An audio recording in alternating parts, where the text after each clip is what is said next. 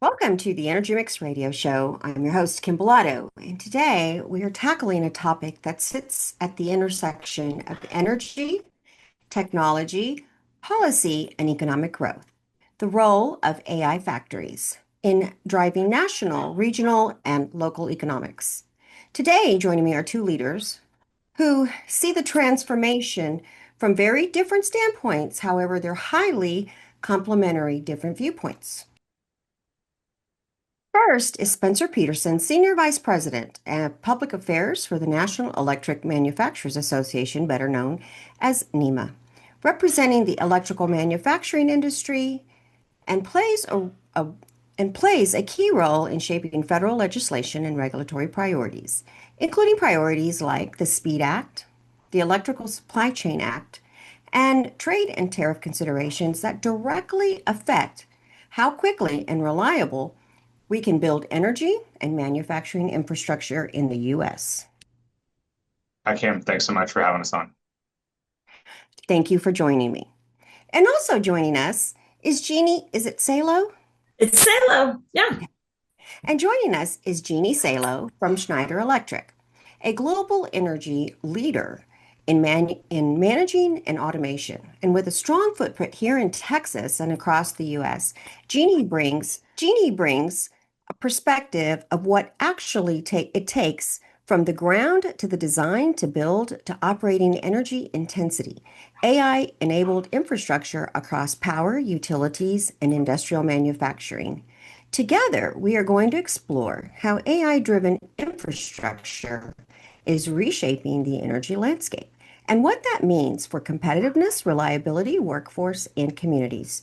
Again, Jeannie, Spencer, Thank you for joining me today on the Energy Mixx Radio Show. Thank you for having us, Kym. I'm Yeah, we're happy excited to to be be here. with you. It's a little difficult in an interview when I don't want to start off like that. Hold on. Um, Sounded very negative. Jeannie, thank you for joining me as well. What I'd like to do for the listeners is kind of set the table for the both of y'all, of allowing y'all a few minutes to introduce yourselves and what you guys do for your company. So, Spencer, I'll start with you.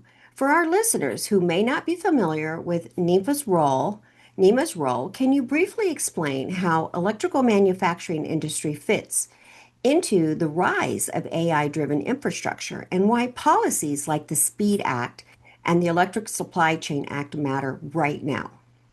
Sure, happy to.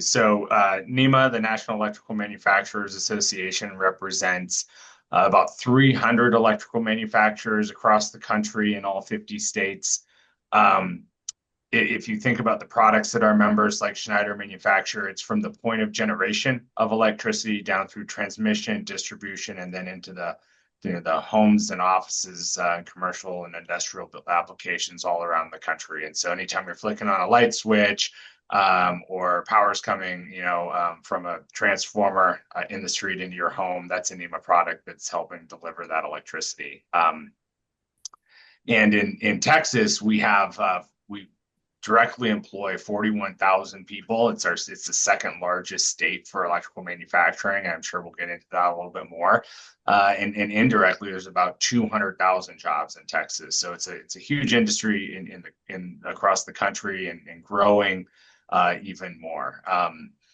The surge in AI data centers is really driving a lot of business for electrical manufacturers. As you can imagine, they consume a lot of electricity, and they need that electricity delivered safely and managed safely in those facilities. And so that's a lot of what our member companies and their technologies do. That's a great overview. And yeah, we are going to get into the meat and potatoes a little bit later on in the show. Jeannie, from Schneider Electric's viewpoint, tell us a little bit about AI factories. What does it actually mean from a practical term, technology or term, not technology, excuse me, from practical terms? Callan, will you let me just say it again. What does that actually mean from practical terms? And how is demand from AI reshaping energy and industrial systems? And I just want to point out to the listeners that we're all familiar with Schneider. electric. So having you guys talk about how you're involved in this AI fact standpoint to me really does say a lot about how really large and of scope we're looking at when we're looking at huge companies like Schneider and stuff. So tell us a little bit about how this looks, the AI factories, please. Well, yeah. Well, let me start by saying, Kym, I'm so happy to be here. I was raised eight, my four kids, and we all slept at my mom's house in San Antonio and came back I'm in together. San But Antonio. oh, and I love San Antonio. I'm still on cloud nine from having a little time in Texas, a couple of weeks. So I'm based here in Washington, D.C. I work very closely with Spencer. I'm our company's chief public policy officer, but Texas is one of our top priorities in terms of our strategy. And when you think of technology and energy and innovation in Texas and AI factories, the average person may not think of the company called Schneider Electric, but you should think of Schneider Electric. And I want to just build on what you said in your remarks, kind of opening up, because Schneider Electric has a huge presence in Texas. It is actually the home to our largest manufacturing hub in the United States. And it continues to expand. We've expanded quite a bit. And Schneider Electric is the leader in powering what you called AI factories, but data centers that are the home of the future of AI. And in order to operate, they need our supplies, and we power them, and we have to do so very efficiently and consistently and reliably, so as not to disrupt any of the power getting to our customers. And that's actually where we're really leading. So I don't want to go on too long and blabber during your podcast, but we have this massive facility manufacturing hub in Texas. We have 4 smart manufacturing plants where the company builds low and medium voltage. So some of these products that Spencer is talking about, his members, we make them.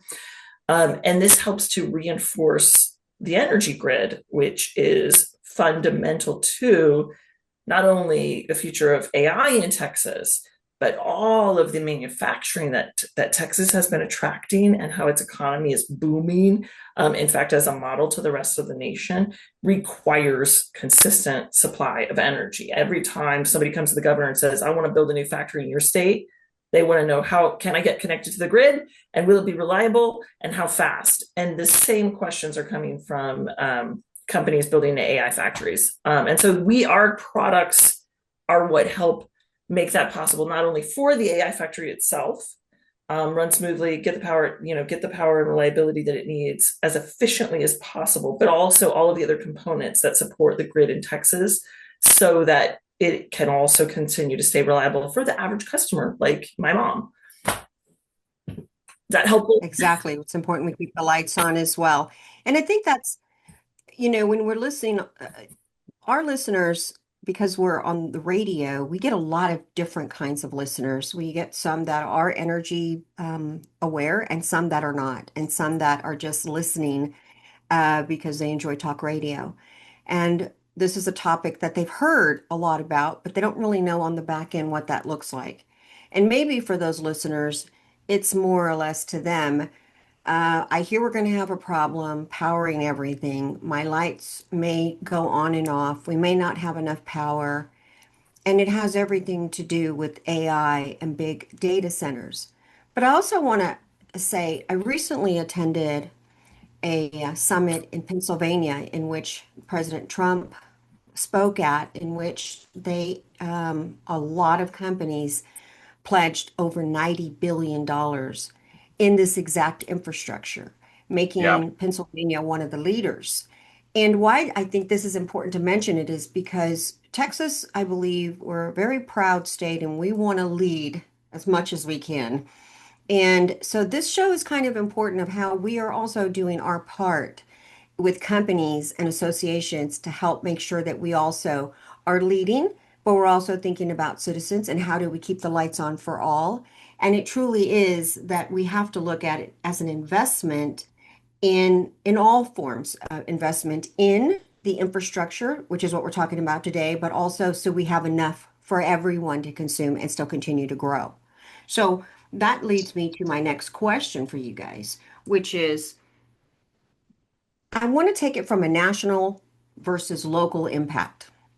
We often hear about AI infrastructure in the terms of national or even global terms, but these projects land in real communities. So first, how does AI-driven energy and manufacturing investment translate into regional and local economic growth? In, like Jeannie, you said, like in the states of Texas. Do either one of you want to try to drill down into how this is going to also impact Texas or other cities and municipalities if they're investing in this and how it benefits them from a job standpoint, manufacturing investment, just like we saw Pennsylvania got $90 billion. Sure. I'm happy to take it maybe at a high level, and I can let Jeannie talk more specifically about what Schneider's doing. But first, going back to your point on the investment and in needing to make sure that we can meet the energy demand. I think we absolutely can meet the energy demand in this country. We have the resources, we have the technology, we have the people who are ready to build the infrastructure that's needed. And our NEMA member companies are investing a significant amount in domestic manufacturing, really over the last 5-6 years, over $200 billion. And these are jobs in local communities, many of which are in Texas. And a lot of that is driven by the AI data center boom.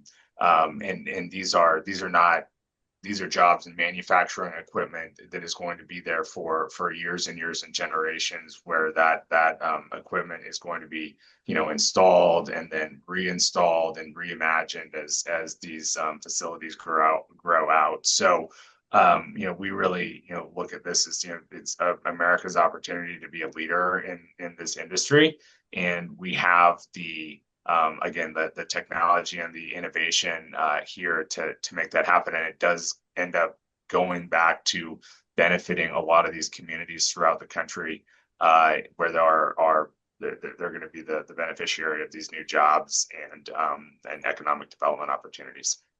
Absolutely. Jeannie, when we return from break, I want to give you an opportunity to discuss it also from Schneider's electric standpoint, because we either decide that we want to be a part of the boom or we're going to be left behind. I don't think anybody listening to the show wants to be the ones left behind. So Absolutely not. Let's take a quick break. You're listening to the Energy Mixx Radio Show, and we'll be right back. And we're back. You're listening to the Energy Mixx Radio Show. My guest today is Spencer Pederson, Senior Vice President of Public Affairs for NEMA, and joining me also is Jeannie Salo, who is, Jeannie, give me your title again. I didn't write it down. I'm the Chief Public Policy Officer for North America. Jeannie Salo, who is the Chief Public Policy Officer. Okay, Chief Public Policy Officer for the U.S. for Schneider Electric. Welcome back, guys. Jeannie, I want to give you an opportunity. Before the break, Spencer was talking to us about how national versus local impact when we're talking about the big topic of AI infrastructure. And the way I positioned the show was to kind of just go through different areas that we can look at of how AI infrastructure and the whole entire impact on data centers, infrastructure, AI, how this is going to impact us all, not just as states or even regional, but also in the big picture, the USA. And so we'll start breaking it down. But before the break, I asked Spencer if you could talk to me a little bit about their position, NEMA, on how AI infrastructure is affecting national and global. We all know it in national and global terms, but how is it affecting real communities? And how is AI driving energy and manufacturing investment translating into regional and local economic growth? That's important for every state. Everybody wants a piece of the pie. So what are your thoughts as the Chief Public Policy for Schneider Electric? So when we think about the future of the United States, right, we think about a number of things. Average Americans think about, we want to make sure that we have a good economy. That's the number one priority. And I would say that translates exactly to Texas. Texas has done an incredible job of attracting new investment. As a nation, we want to lead on innovation and sort of that's our national identity, is to be the cutting edge of all new innovations. So AI is the thing Okay, this is where it's at. Everything, it is going to change everything. Everything that we think we can imagine, it goes beyond that. It's hard for us even to wrap our heads around it. But it is an incredibly important thing that the United States continue to lead. We've led on AI. We want to continue to keep up and lead on these innovations. And that requires a couple of things. And we like to say the 3 Ps. It requires the parts, the people, and the power. Okay, the parts is what we make, and Spencer's members make it. We make it as well. We need the parts. We need those things made. We're making them in Texas, and we've invested over $1 billion in new manufactured in the United States, with our largest footprint being in Texas, in a sort of a supply hub in the El Paso area, but also through Red Oak and elsewhere. In Houston, we opened an innovation center. So we're doing all kinds of things. And we're part of this AI boom because we have to supply the power that ensures these AI factories, from chip to the data centers that are supporting all the new AI innovations, can continue to run at 99.99%, reliable power. And so Schneider is innovating with those partners and customers, whether it be Google or Meta or NVIDIA. We're innovating, we're co-innovating with them to keep up so that we can continue to lead in the United States. This makes the United States more competitive globally. This makes Texas more competitive globally. Texas is already an economy that's bigger than many countries, but leadership on AI is going to continue to make Texas an incredibly competitive state. And from the workforce perspective, you have to understand that all the workforce is evolving so fast. How we just even, what is an average job in a factory is changing. I had this incredible experience touring one of our factories with the woman. She was younger than me, and she was using an iPad, and she said, well, I started on the line, and then I was promoted 3 times, and I just use this. Now I use this iPad. All of these things are connected. I'm checking. I have a digital twin of our factory. I know when maintenance needs to be done. Her job is completely different based on technology and AI. That's just in a factory.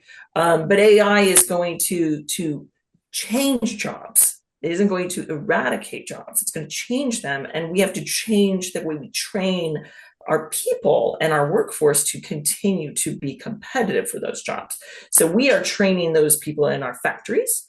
We co-innovate on innovation in Texas with universities, and we do that in the areas where we have our workforce, and we do it all over the country.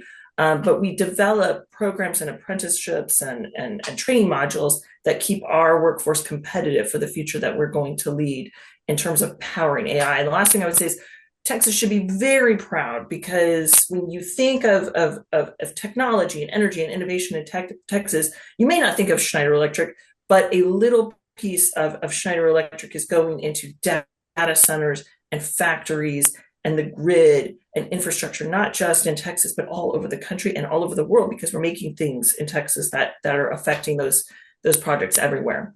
And those are Americans, but those are Texan workers. I recently read an ad, not an ad, excuse me. I recently read an article. Sorry, my age is showing up.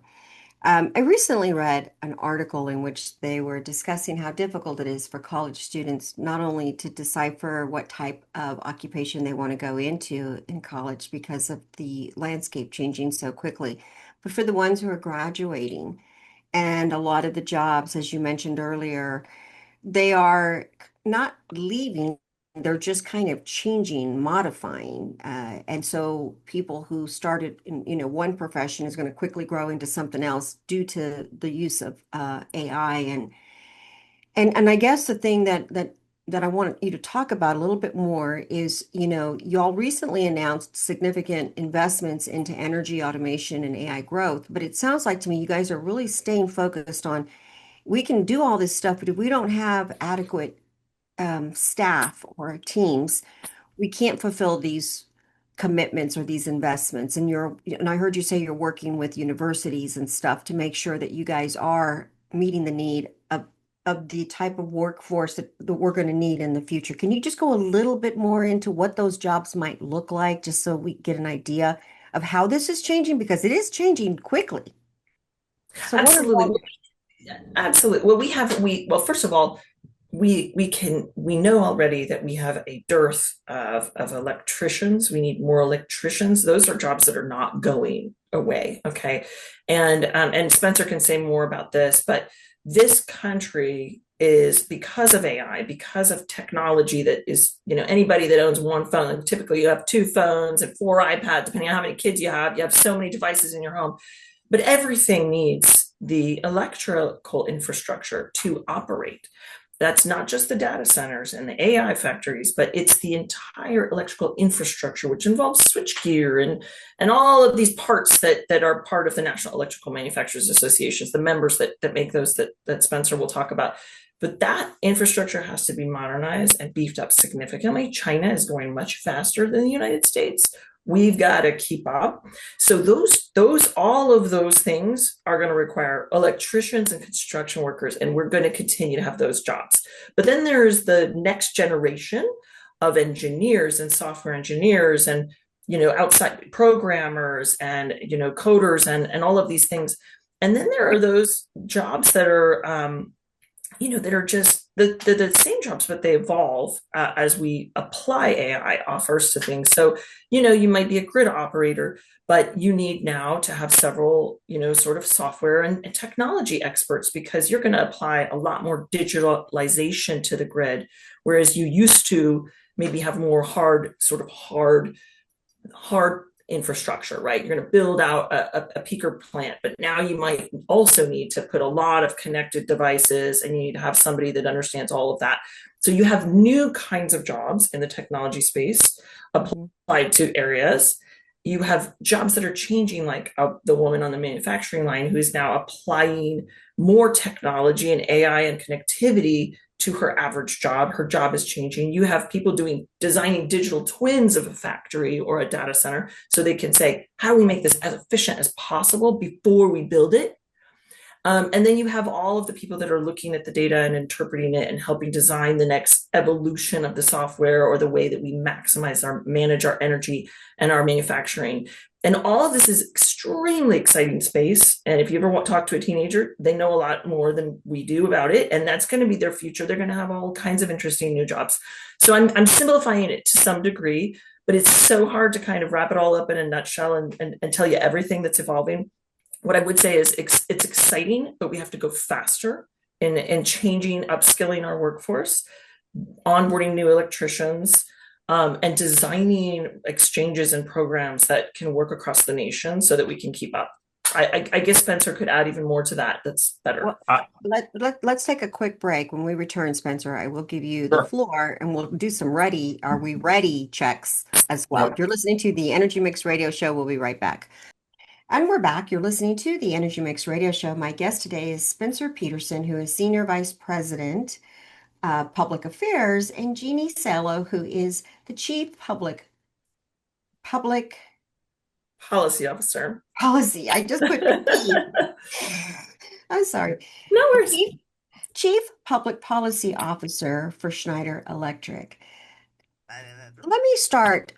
Jeannie, thank you for talking to us a little bit about the workforce, because it's also exciting to see we're talking about AI, data centers, and everything else. And I think what we hear is all the negative in the media about how jobs are going to go away. But you're basically, what I heard you say is some of the old jobs that we used to do that really we can use a calendar or something. You don't necessarily need an executive assistant. Sorry, executive assistants, don't send me your hate emails, but you get a new job now. You get a really cool, fast pace, more in a modernized time type of job than the old way we used to do things. And so I just see the future for all these young kids that are graduating as it's not the same old stagnant jobs. These are going to be dynamic jobs that are just really evolving quickly. And so you will not get bored and you can really grow where maybe we couldn't before.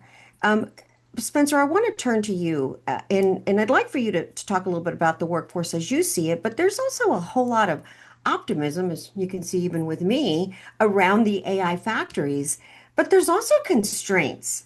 So from NEMA's perspective and in the US, the grid and supply chains truly, are they ready for this large scale AI expansion? Are we ahead of ourselves?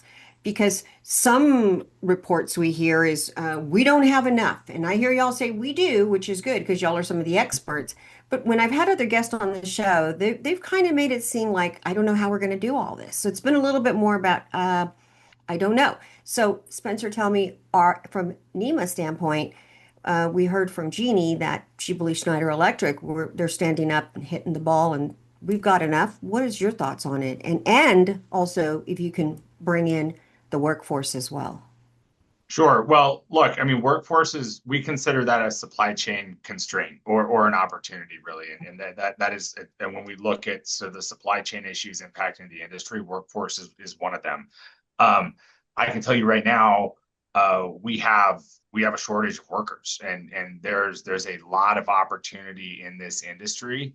If you want to get involved in the electrical manufacturing industry to get in and be kind of at the ground floor of a really exciting opportunity. I just take for one example, our transformer manufacturers. We are about 13,000 jobs short across the country just in that one product line. And NEMA represents about 58 different product lines across the entire range of electrical products that our members manufacture, and there are plenty of opportunities, especially as the Trump administration has really put an emphasis on domestic manufacturing, removing supply chains from China. So there are parts and components and different inputs that we used to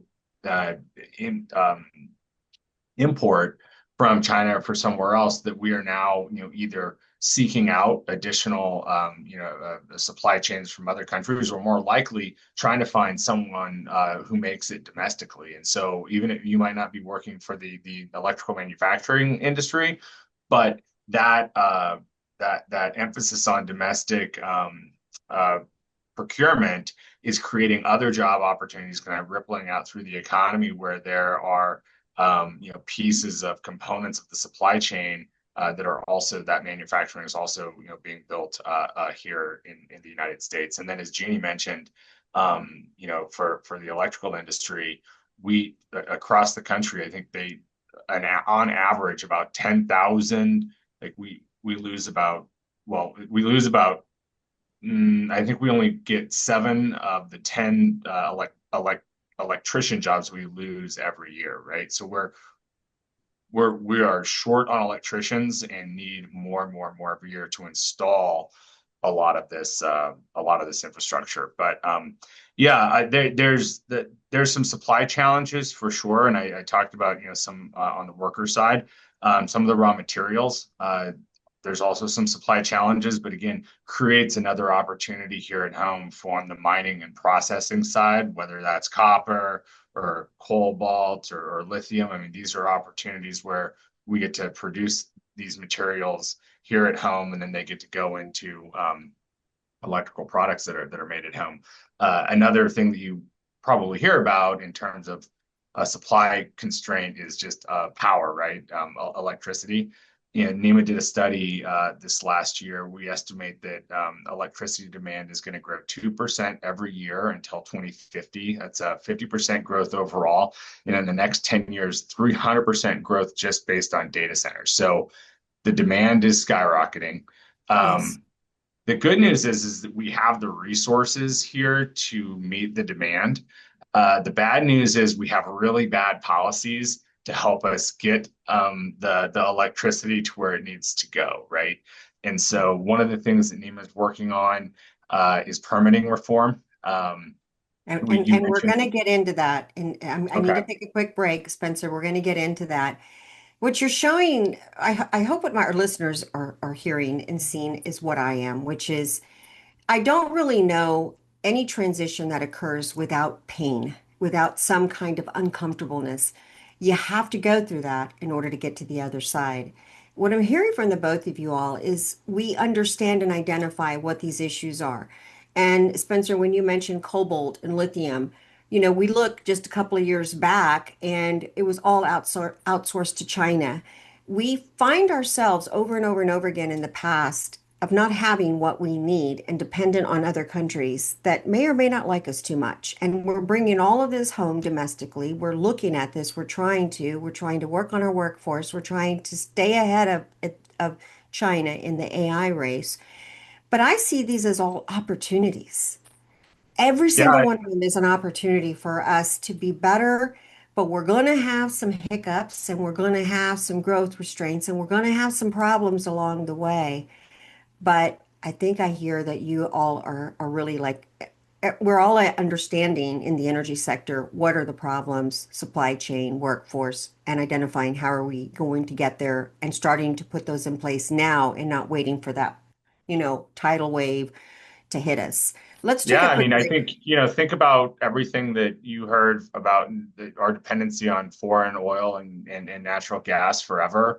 And we, around 2012 or so, we finally became actually not a net importer, but a net exporter. And that was technologically, advancing the industry, and that allowed us to really kind of be dominant in that area. And I think we're in that kind of phase in Again, and we saw exciting times when that happened too. Let's take a quick break. You're listening to the Energy Mixx Radio Show. We'll be right back. And we're back. You're listening to the Energy Mixx Radio Show. My guest today is Spencer Pederson, who is Senior Vice President of Public Affairs for NEMA, and Jeannie Salo, who is Chief Public Policy Officer for Schneider Electric.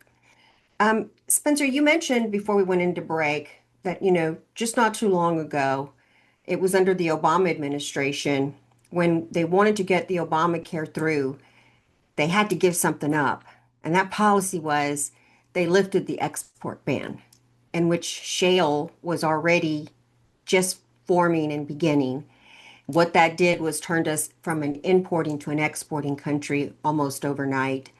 And just like the AI revolution that's happening right now, or explosion, we saw that with the exporting ban being lifted.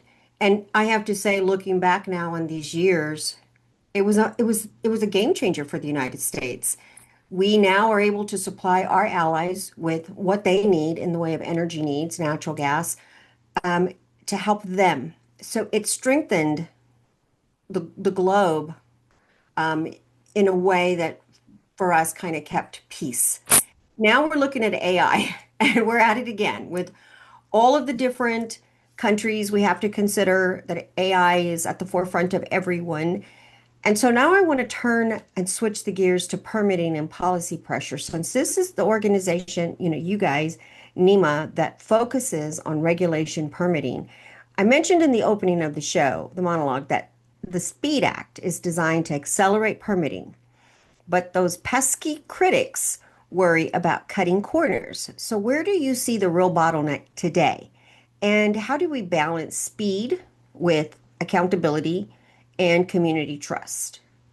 Yeah, good question. And I do see um, the corollary between what was going on in the oil and gas export and kind of what's happening here with AI. You want the United States to be a leader in energy and in oil and gas supply, and we are now, thanks to policy changes, and we also want the United States to be a leader in AI. We don't want to leave that up to China or somebody. A country that we're not as friendly with. So part of the issue in ensuring that we can be a leader in AI is some policy changes that are required around permitting reform, so we can ensure that we can get the generation of electricity built and also transmitted to where it needs to go, to AI data centers, but also to just customers and regular folks that want to turn their lights on at home. The average time it takes to permit a project, a federal project around the country, is about 10 years. If you were to ask, in the state of Texas, I'm sure, and similar in other states around the country where there's no federal nexus and they're able to use state regulations, some of those same projects come online in 1 or 2 months. And so there's a need to streamline and really revamp the NEPA permitting process that has been, abused over the years at the judicial level and by various actors to slow down and stop projects from happening. And so that's really what the SPEED Act is about. NEMA's very supportive of that bill. It doesn't cut corners, but it reduces redundancies and bureaucracies within the federal government. And if you know the federal government, there's plenty of redundancies and bureaucracies that really just are designed to roadblock, slow things down. Yeah, to slow things down for the sake of slowing things down. And you should make sure that you're doing things the right way. But at the end of the day, things need to get built, and we need to be able to have an economy that can rely on a consistent permitting process to get infrastructure built, which is really what the SPEED Act is about. So that bill passed out of the House of Representatives and is now over in the Senate. We're continuing to advocate on behalf of our members that bill, maybe gets modified a little bit in the Senate. We'd like to see specific transmission policy included in that bill in the Senate that would really help, build out those transmission lines and deliver power to where it needs to go. But we think the House of Representatives took a very critical, first step, bipartisan bill led by Chairman Bruce Westerman there in the House, and now it's up to the Senate, and I'm sure those conversations are going to continue this year. But it is absolutely critical to the build out of not just AI, but all energy projects throughout the country or manufacturing facilities. We need to build new manufacturing facilities. Those also require permits, and they can't be slowed down by bureaucratic red tape that is intended to just stop progress. And Jeannie, in some ways, what Spencer is saying of how transmission lines should be added, well, the utilities require transmission lines. I mean, I guess when I look at this, I realize, and you being in public policy in DC, from Schneider's electric standpoint, Schneider Electric, from your standpoint, is there anything that you want to say about how there are things that are preventing you guys because of this? And I want to remind our listeners, when we did a show on the $90 billion investment in Pennsylvania, President Trump would come back and sign, I believe it was 3 executive orders. And one of them was specifically, Spencer, what you're talking about, to accelerate permitting. Now, while that was something that was considered to be an executive order, Congress still had to change this. So it sounds like we're working towards getting there. Do you have any, Jeannie, any thoughts on how, from a company standpoint, how not having these reforms done, how is it affecting y'all's ability to do your job? Well, listen, I often say streamline, baby, streamline, because we've got to get these reforms passed. Yeah, we've got to go faster. We've got to go faster. It is crucial to our national security, economic security, our competitiveness. What does a company need? Well, we need a couple of things. We need predictability. So we need to know how long it's going to take these projects to get done so that we and our customers can make investments. We need to know that we're going to have predictable supply. We need to know how much it's going to cost, and we need to know that there are incentives and programs and things like that if we do choose to invest, that help make it worth our while. Because other countries are also trying to attract more investment, and they are fighting, right, to be the leaders on AI, to build out data centers faster, to lead in new forms of energy. So we gotta go faster. This is what I would say. I want to weave it all back to my primary goal is we have to come to this speed to power initiative that is being led by the White House and the Department of Energy, which recognizes that AI leadership is crucial for the nation at both the federal level and at the state level. And there's a role for the federal government, and a role for the states. And they both have to move very fast. And we have to be like a beautiful orchestra, everything, everywhere, all at once kind of thing. We have to upgrade hard infrastructure. We have to build out the transmission. We have to invest in future generation new generation of power. And we also have to max out the grid we've got right now with all the technology we can, which is available. But we got to go very, very fast. And it's hard to do a lot of things at once, but we've got to do it. And Texas is actually one of the best examples, really a model for the nation and what they're doing, where they're just taking everything we've got. It's all of the above and more, and creating policy environments that can attract even more of that. And so I think that needs to continue with Texas, to get to your point of the pressure test of what is Texas going to do here. I want to come back to something Spencer said. This is the fundamental bottom line. AI is driving up electricity demand significantly, and everybody's worried about that. And they say this is the boogeyman. But AI is both the disease and the cure. We are going to leverage AI to solve so many problems, but we've got to get to the point where we can. And so I want to share a few data points, and then I'll stop. But as soon as 1,000 days, just 1,000 days in 2028, we will start to eat into our reserve margins that for supply of energy. Our anticipated peak demands, where we have the highest demand, from a combination of heat, et cetera. Yes. Jeannie, hang on. I'm going to have you start that over. Let me take us out to break, because this is the last segment, and I want that, but I don't want to cut you off. And no worries. Hold on, let's go back. Okay, Callum, you'll cut her there. Jeannie, just remember what you were saying. Okay. I got it. Jeannie, we have to take a quick break. When we return, I want you to tell us about the things that we must have right now that we're seeing. You're listening to the Energy Mixx Radio Show. We'll be right back. And we're back. You're listening to the Energy Mixx Radio Show. My guest today is Spencer Pederson, Senior Vice President of NEMA. Senior Vice President of Public Affairs for NEMA, and Jeannie Salo, who is Chief Public Policy Officer for Schneider Electric. Jeannie, you were getting ready to tell us what we need and how aggressively we need this. Please tell us what we need to be watching for, where we need to be going.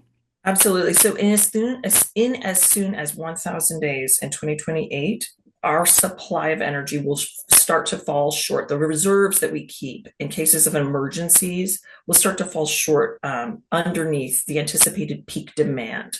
And we know this because we've done our own calculations at Schneider Electric, relying on the North American Electrical Reliability Corporation's estimates, but also our insights into what our customers need for their pipeline as they build out their data centers and AI factories.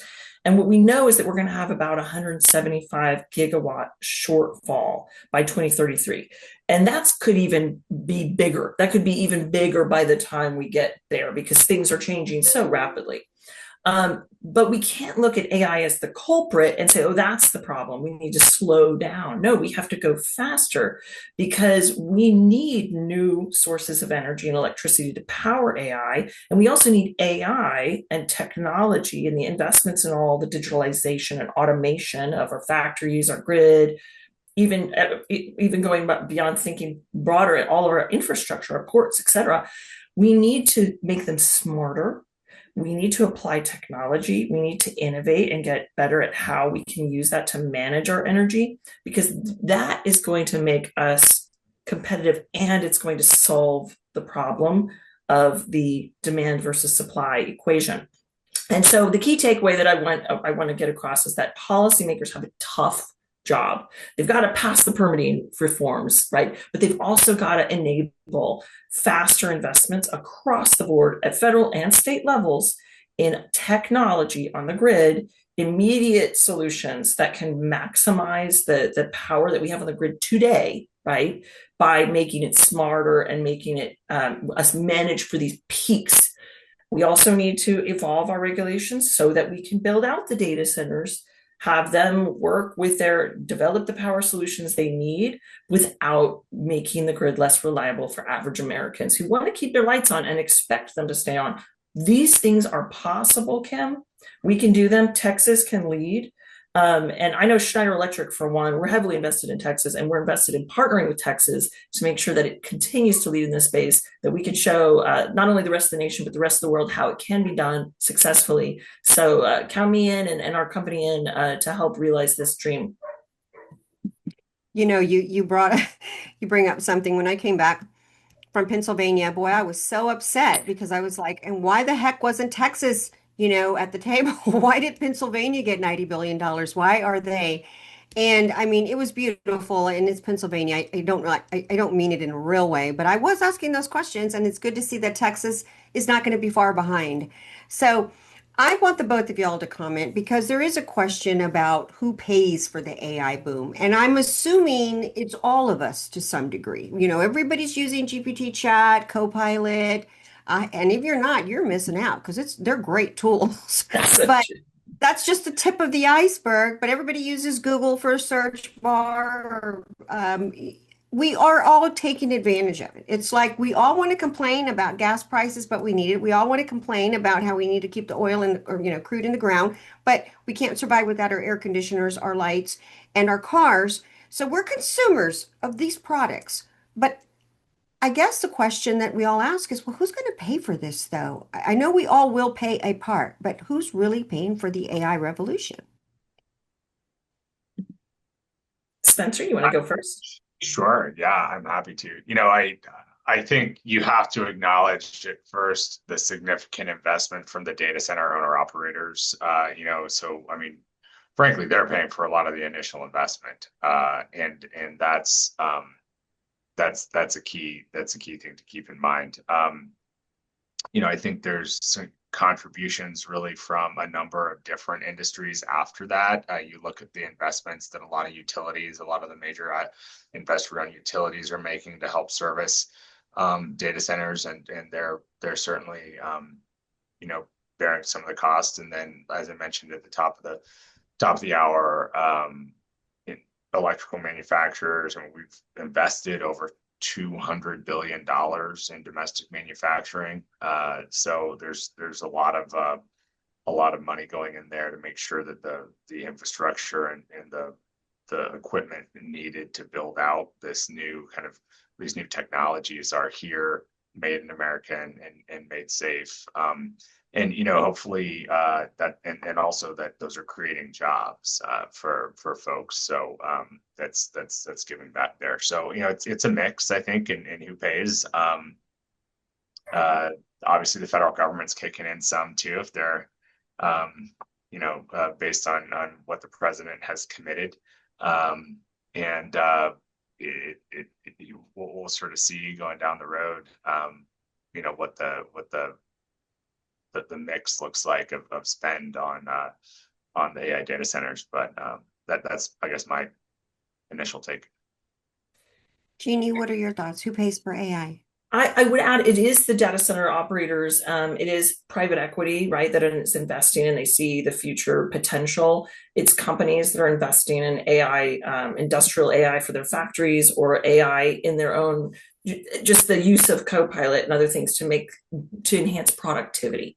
More and more companies will start to make those kinds of investments in AI for the productivity because they'll see the potential return is greater than the investment. And that is the future that everyone's banking on, right? As the stock prices go up, is that the return is going to be much higher. The value prop is there.